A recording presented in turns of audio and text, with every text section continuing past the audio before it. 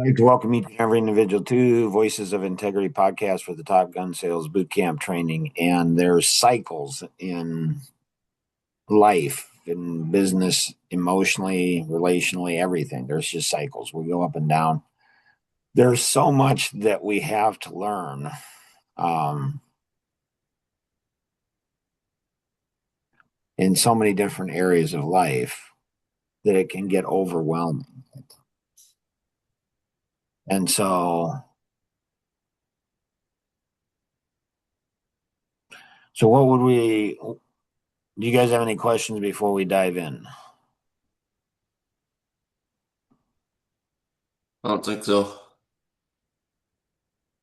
My question was what's the next segment course that we're going to study? So you guys have been going, this group has been going through courses together. And so you guys have gone through leverage, right? Yes. And then you've gone through another course too. Personalities, is it? Mm, no. Okay. And so so what course are you guys going to go through next? Kenny, did you see the email on it? I saw that the email gave Luke an option, Luke a choice. I didn't see what we decided. Did you reply with your thoughts? Nope. So when do it's like, have you guys ever heard of the term lead follower or get out of the way? Yes. So how do you know when you do that? Like if you don't hear back from somebody, you just go, "Ooh, that's a good video there." Like these are, this is a very interesting here. Um, I don't know if you guys have gone through the powerful video library where there's 30 videos here, and then there's roughly 30-minute podcast on each of these. And so it's a short video, and then like what significance does this video have? But it's not about sales, but everything's about sales. So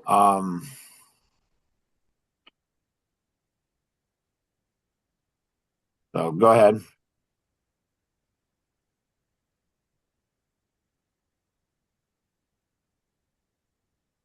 Where were we going? You guys were talking about the email. There was an open loop out there. Nora was seeking to be considerate of the Pennsylvania group. And did that did that consideration hurt you guys?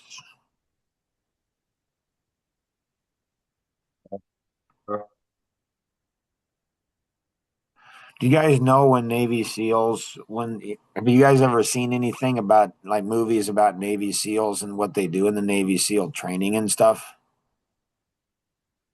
I've read some on it. So supposedly they go ahead and you get into it, they try to push you out. They try to go ahead and push you out. Why do they do that? Because they depend, or lives depend on it. Okay, and what does that mean? Like, if they're weak, they want to push them out now versus have them go into battle. Right, right. Like now's the time to do it.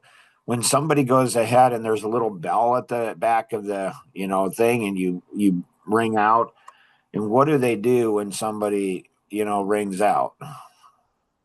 Cheer. They cheer. Why do they cheer?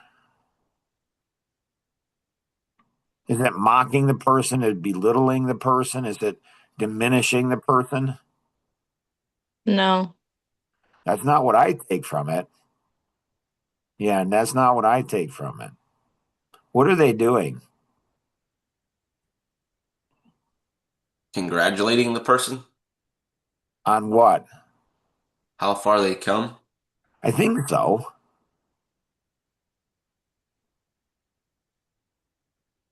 Like, it's not shameful.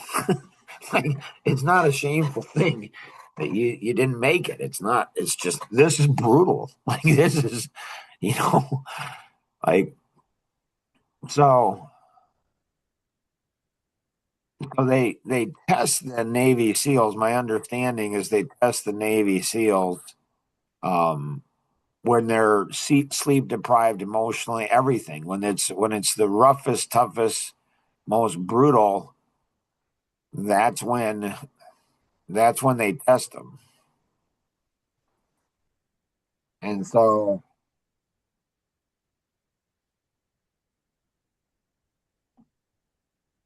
why do they test them when it's roughest, it's hardest? When they'll break. Because What's that? That's when they'll break. So when they might break, right? But why do you test it? Like, why do you? war doesn't care if it's roughest or the hardest. It will test you Yeah, whenever it war. wants to. Yeah, the war. Like, it's gonna look for your. The enemy never attacks. Well, let's see. They're a little sleep deprived. I think we're gonna go ahead and they're looking for weaknesses. It's how it seems like life is. Like, it's just brutal. And so,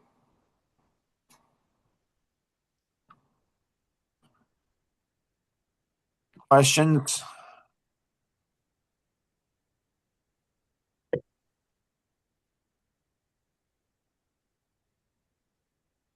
No. Oh, the EVA training, I don't know. Like, there's a few men, but by and large, it's going to be women.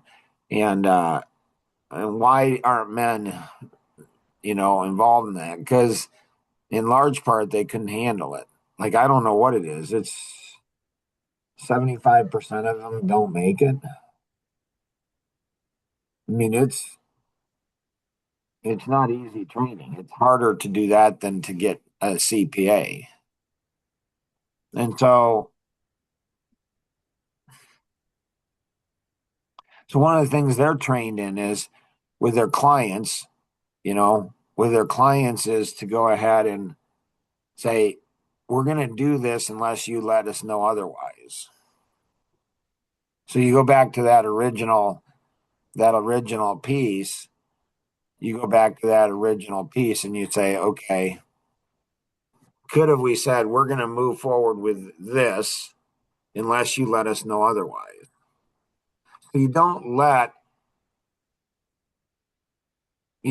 people, you don't go ahead and allow other people to go ahead and slow you up. You say, we're going to move forward with this. If we don't, this is the course we're going through. This is the course we're going through unless you let us unless you let us know different by Tuesday or Saturday or whatever it is. Make sense? Nope. Questions?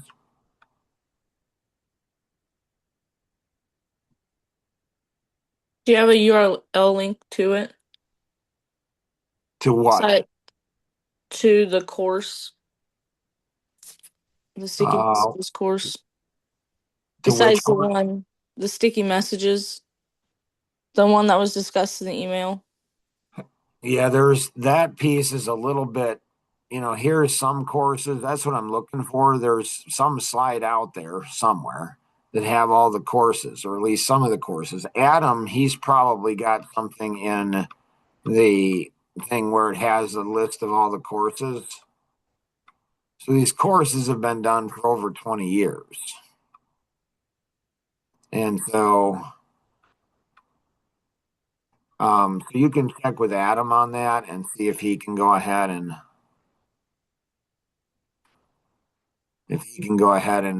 give you all the courses. Ooh, there's a course. I don't know if you even have it available. It's Turn Learning into Earning.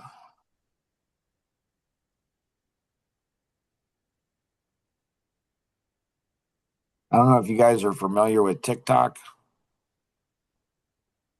No. No. It's this really cool thing that gets you addicted and sucks up the very life and essence of who you are. And so yeah, it's a great thing. You know, I know what it does, I just don't have it. okay, gotcha. All right.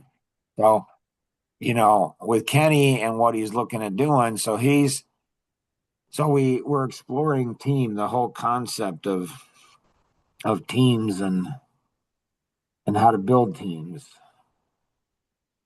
And 62 years old, and I don't know. I didn't even realize I sucked at building teams. And it's fascinating because, I mean, the younger people, they're like, oh, yeah, no, that's obvious. Alvin Miller, he's like, what? Other people like Tom Coons would be, what? Like the people probably my age would say, well, you've built a lot of teams. You're successful at them. Like, no, it's a whole different dimension that we're talking. So, there was a meeting that was switched. There was a meeting that was switched. From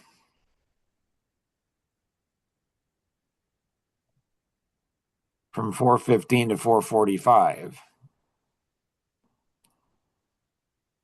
Luke, any thoughts on that and everything there? I could have brought it out more clear, So Luke's or Spigot stand it out. so Luke somehow, somehow Luke's got some of the EVA training built into him. So he texted, and so Luke went ahead and said, "Yeah, we met at 4:45 this morning." I'm like, "Did that get emailed to me? Did I know that?" So what did I think about that? Oh, here's a good pressure point analysis. So did I think you had communicated that to me, Luke? Probably not. Yeah. Was I confident that you had not communicated that to me? Barely. Yeah. Did I dig in and say you didn't? No. What did I do? You checked it out. And what did I find? That I did And that I was, wrong, I guess. yeah, wrong. Why are you smiling, Kenny? I'm reading something. I see. Copy that. Okay. Yeah. Not smiling that I was wrong. No. Okay, that was just coincidental. Gotcha. Copy that. Yep. So, why is it I enjoy being wrong? Because you kind of assume, well, how do I say this? Like, not in a bad way, but you kind of assume the worst in people, and most of the time you're right. Interesting. Okay. Copy that.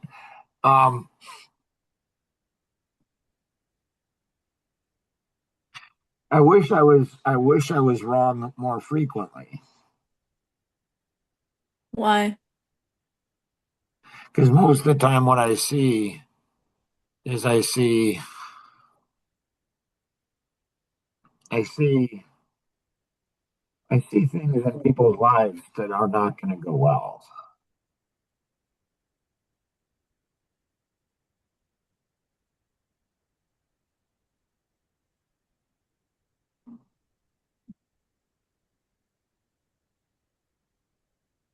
But with your new not caring, then you can be right more. Well, yeah, but I don't care about being right either. Got it. So, like, I like being wrong. I love being wrong. Why? Because you learn. Because I learn. I mean, how much am I wrong about? How much am I wrong about that I don't even know I'm wrong about? I think Mark Twain had some type of saying about that where he's like, I'm not concerned about the things that, I'm wrong and know I'm wrong. I'm concerned about the things that I'm wrong and don't even know it. because then you don't change. Like, I am so desperate to go ahead and be wrong. I'm looking for opportunities to be wrong. So what did you learn from this situation? I'm not entirely sure. So Luke said that he texted to me, and I was like, yeah, no, I didn't get a text.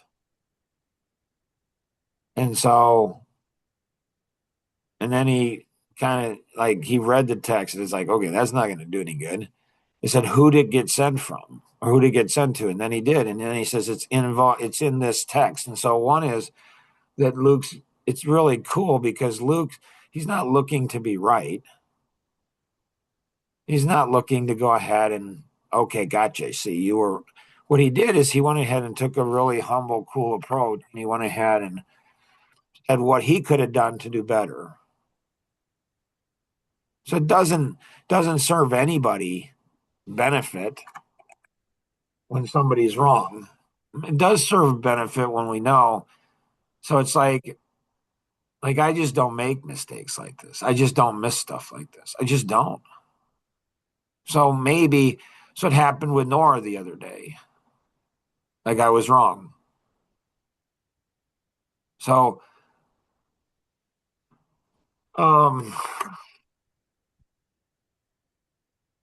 I love it because it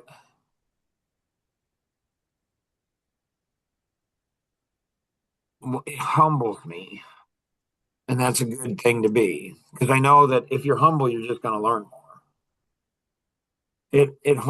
It's good because then I can highlight it to people. And so, people, I don't know, they get some, it seems to me that they get some minute pleasure, enjoyment, joy out of me being wrong. Obviously, I enjoy giving people enjoyment. And so it's like, okay. So it gives me humility, and I hate being wrong. I mean, I hate missing like messages. Like when I love being wrong when I think this is going to happen. This person is going to die and the person lives, but they have to live a whole life. Like, this is the thing, like, their whole life. They can't, I don't want, so I hate when I see bad, hard things happening to people, marriages being destroyed, relationships being destroyed, all kinds of stuff being destroyed. Just hate it. Just hate it. Like, there's, a friend of mine, there's all these little pieces. So addictions are entitlement. So addictions are going to be entitlement. And so I'm entitled to this. So when we're in high stress situations, and a friend of mine with another friend of mine, one of the friends of mine went ahead and said, he said that he regrets what he did when he was, I don't know, teenager or whatever, in drinking, drugs and stuff. And another friend of mine connected the dots and said, hope this individual, when they get married, they don't go ahead and, when marriage is tough, I hope they don't go back to drinking. I'm like, dang, right? Right. Or when you have kids, like cheapers. Like, I'm entitled to this. And it's like, that's not going to go well. It's just not. So here is the next dimension principle. So when you're in a dimensional gap, when you're growing, this is the year of growth. Man, I hate it. Cheapers. I thought I grew a lot. I thought I grew a lot. I thought I was pretty strong and growing. So it caused me to pause. It causes me, Nora, to slow down, to say, Mark, what else are you missing?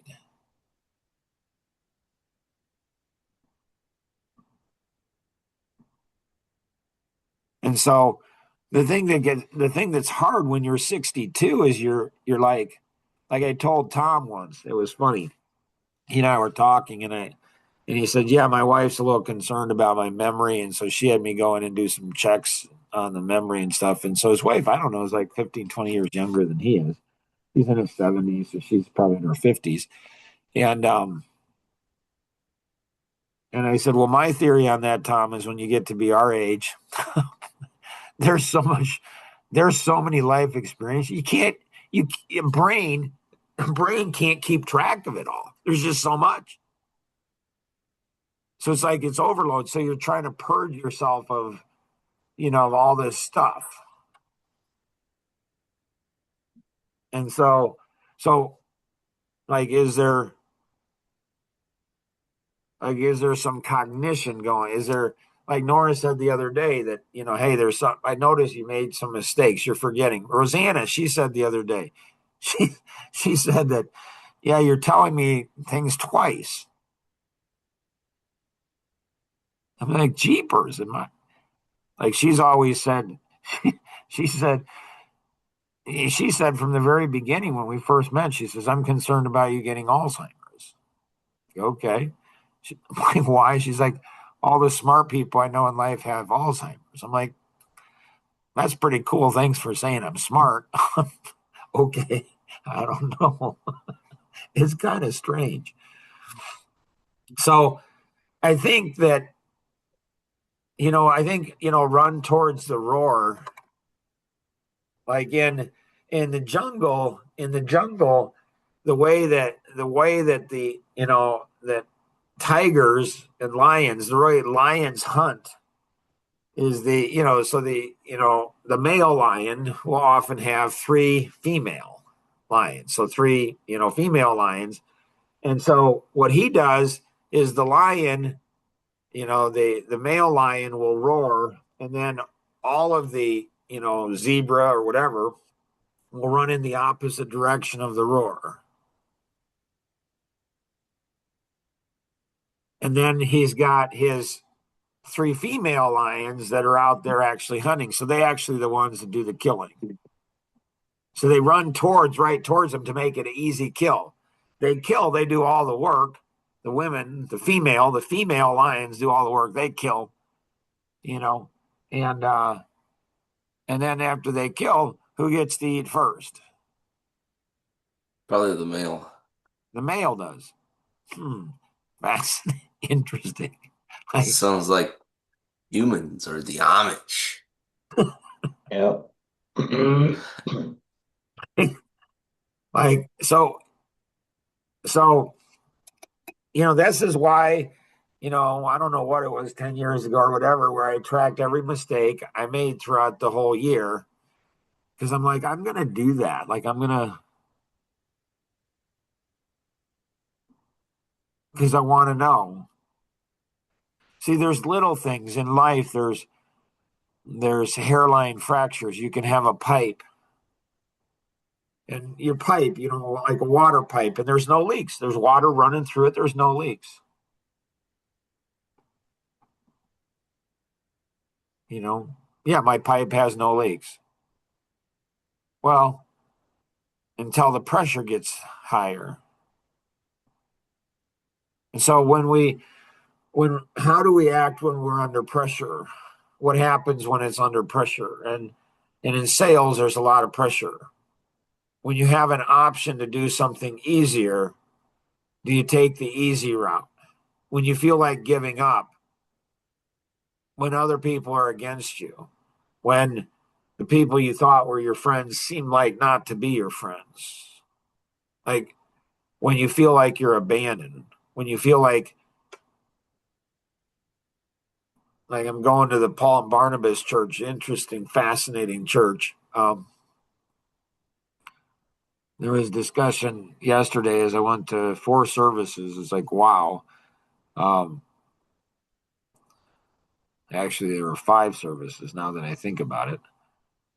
And it's like, if you suck as a dad, and your kids turn out terrible, you understand. You're like, well, I sucked as a dad. What if you didn't suck? I mean, I hate when people say, well, I'm not perfect. I just want to talk. When anybody says that, anybody says, well, I'm not perfect. I just want to say, trust me. You don't need to tell anybody that. Everybody knows it. Like everybody knows. Like, why are you saying that? It seems like people who are self-righteous say that. Like they think they're pretty good stuff. And it's like everybody around, like, why would you even say that? Like it just doesn't make any sense at all. And so I think if we're eager and we want run towards the roar, there's a book out there about that. Where in life you do the opposite of what you naturally are inclined to do. Like firefighters are awesome. Like everybody's running from a burning building. Smart thing to do. Do not run into that building. Like that's common sense. Firefighters are trained to do the opposite of what natural inclination. Police officers. When somebody's shooting at you, don't run towards them. You don't. That's what they do. So, a lot of sales is counterintuitive. It's doing the opposite of what you think. Jim Bontrager, he's a chaplain to police. And, when he was just a little boy, his grandfather or his dad or something threw him in the river and said, "You'll swim, son. You'll learn how to swim." Like, I don't recommend his attitude, though. I mean, his attitude is, well, I haven't died yet. You only get one chance at that. I mean, you miss that once, you don't get to learn again from it. But he's lived this far. So wild guy, fascinating, funny guy. Hope you guys get to meet him someday because he's a character. Man, is he a character. We could talk about, the pontoon boat ride that we had. Oh my goodness. Just crazy.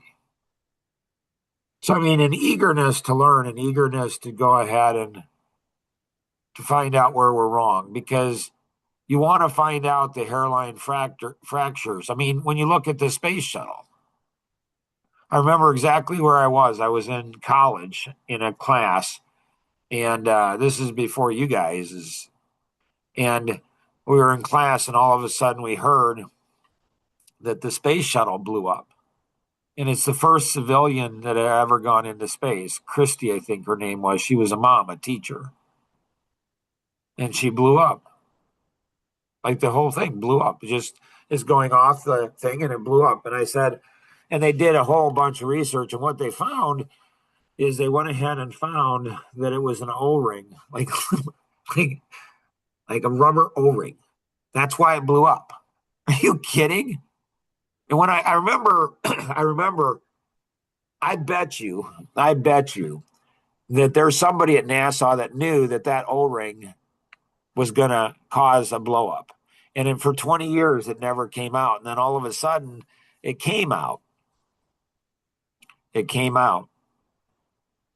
And there was a guy at NASA, and he went ahead and said, we should not be doing launch. Because if we do, it was cold at night and the O-ring freezes. It doesn't. So there's a guy who said, don't do it. I knew there was an analytic, they had to have some analytic that was there that was saying, hey, don't do this. Do not do this. And sure enough, and his daughter worked there too. So this guy and his daughter were working in NASA. And he told people, did they listen to him? No, because people don't listen to the analytic. What's one reason they don't listen to the analytic? Because the analytic gives so many details that they don't know which ones to listen to. That's one reason. Yep, that's one reason. They like, I wonder why my grandkids don't listen to grandpa. Like grandpa says, don't get hurt. You goof around, you do that, you're gonna get hurt. Do they get hurt? Probably not. Most of the time not. Is it because they listen to grandpa? Maybe. So nobody, when you prophesy, when you say something bad's going to happen and people listen, the bad thing doesn't happen. Do they go and say, "Woo, you're really smart, Grandpa"? Like, thanks for not. No, they don't. Like something bad doesn't happen. They're like, see, he's just making it up. So the launch takes off, and his daughter's behind him, obviously, like all good daughters. She mocks her dad. She's like, Dad, you were wrong. It hasn't blown up. He says, just wait, honey. And then boom. So it didn't come out until after he died. And so, you get somebody that can see into the future, a seer, and you get somebody, especially driver analytic driver. I'm telling you, listen to them.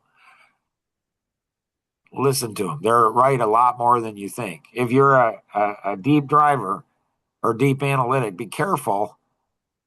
Be careful. But always look, every personality, always look to be wrong. Because those little wrong things, those little pieces, they can make a difference. It might not kill you now. It might not even hurt you now. It might not even, you don't even notice it. It's no big deal. But those little things can be big things later in life. Big time. Nora, what you got? I was just gonna ask, so what do you do when you don't really have like I'm kind of at a point where it's like if people want to do business with me, great. If not, I don't really. I'll just find somebody else that wants to. I don't That's necessarily think that far that's a better than, I think it's far better than my attitude. what's My yours. attitude is, they're going to do business with not everybody. So I think it's probably discernment. When do you just let somebody go? That's a driver attitude. It's not a bad attitude. Next, find the best ones. Find the ones that are most excited about doing business, the ones that want to change, the ones that want to grow, the ones that are going to appreciate what you're doing. And I tend to hold on to people, both business wise, friendship wise, everything else. I tend to do the opposite. I just don't let go. I just don't. And I should. I mean, this year I am because who cares, but so it's using discernment, Nora, when to do it. Anything else you got, Nora? No, I don't think so. Your numbers for last week? Hold on, let me check. Kenny, what you got? Uh, want to know when a dish, like if me and Luke are both in sales, when a dish leads and when to keep working at it. Yeah. It's trial and error. When you dish something, you go ahead and watch. When do you know when you're delegating properly is when the person has the ability to take ownership and when they have the ability to clean up their own mess. And um, so you look at the character of the person, you look at the discipline of the person. Are they consistent? Are they following the system? Are they enhancing it, building it?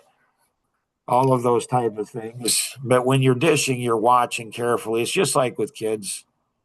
When do you know when your son or your daughter can use a power like or a nailer? Like a nailer, you give that to somebody, they'll kill somebody. They'll put a nail through their foot or in their arm or leg, or they'll kill somebody. I mean, those things, it's like bullets. Like, so you want to always make sure that you're careful with, you look for the character. Are they careful? Where, as a leader, you're trying to anticipate everything that could go wrong before it goes wrong and helping other people to train how to do it. So you're just really attentive, and then you become less and less so as they build more confidence. Luke, what you got? So the other day I shared about the banker. Um, so initially I spoke with that banker where, do you remember that situation? Yep. So I spoke with the what was that? Oh, spoke with the banker and he said that he never mentioned he didn't even know that it was me that was doing it. Never mentioned about that he thought the price was high. He just said, "Hey, you could get a couple estimates to the individual." So initially, what I think the client may be lying to me or deceiving or something. Nice. Nice. Like, Great lesson in sales. Buyers are liars. Like, well, that doesn't sound, no, people, they hear what they want to hear. They do what they want to do. They're sneaky little buggers. They're like kids. They'll go ahead and they'll go ahead. Yeah. They'll go ahead and do a lot of stuff to you. So good. Do you have a question? like if I ask someone, hey, are you going to get any other bids? And then like they say yes or no, then if they do, we can help you review them, to make sure that we're comparing apples to apples. Like if they just tell me their number, how do I know? Or like, would do a lot of them just lie to you so I give them a better price? Or Some number of them do. And so you go ahead, you got to get a written estimate. hmm You got to get something. You can't just take somebody's, word for it. You can't just say, oh, yeah, this is what it is. So when you ask them that, say, listen, a number of our clients trust us so much that they just go ahead and, we're not going to always be the lowest price, but based on price and quality and stuff of work we do, so some of our clients just trust us, and that's fine, because we want to earn that trust and have a lifelong relationship with you and people. Other people get bids, and that's fine too. So we just ask people straight up and say, hey, are you going to get a bid? If you do, that's fine. There's pros and cons to getting bids, you know. So you have a script because you don't want to push somebody to get a bid. But if they are going to get a bid, you want to do it when you acknowledge, hey, some of our clients trust us so much they don't, we've been working with them, multiple times and blah, blah, blah. So you go ahead and come up with scripting to where that scripting is just really, really powerful.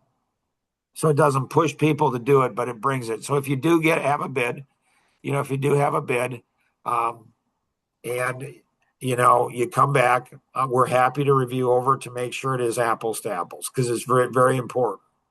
Now, what people say and what people do, there's different quality material and stuff. And are you going to even know as a customer? So there are some people out there, some businesses out there that'll give you a bid. It'll look like an apple to apple, but they're going to use inferior materials.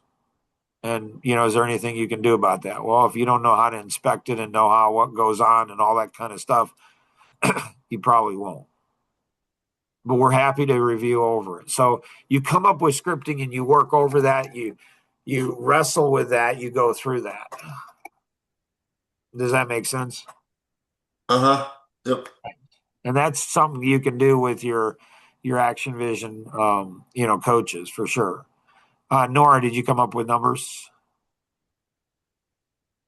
Yeah, I had 25% for last week. Okay. So Nora and I meet on Saturday at 2:00 to go through the Action Vision coaching.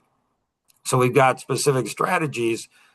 So if you're competitive, if you like to be right, if you like to be locked in to things, being locked on something is not bad unless it's the wrong thing to be locked.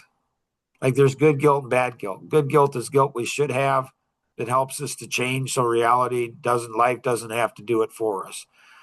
And so like I'm locked on helping Nora go from 25 to 50%. So we spent some time on Saturday in Action Vision coaching. How do we do that? So that's as much my responsibility as hers to help her. The more she puts in, the more I put in. The more I put in, the more she puts in. And that's just good friendship. That's just good working together. Andrew, what you got, sir?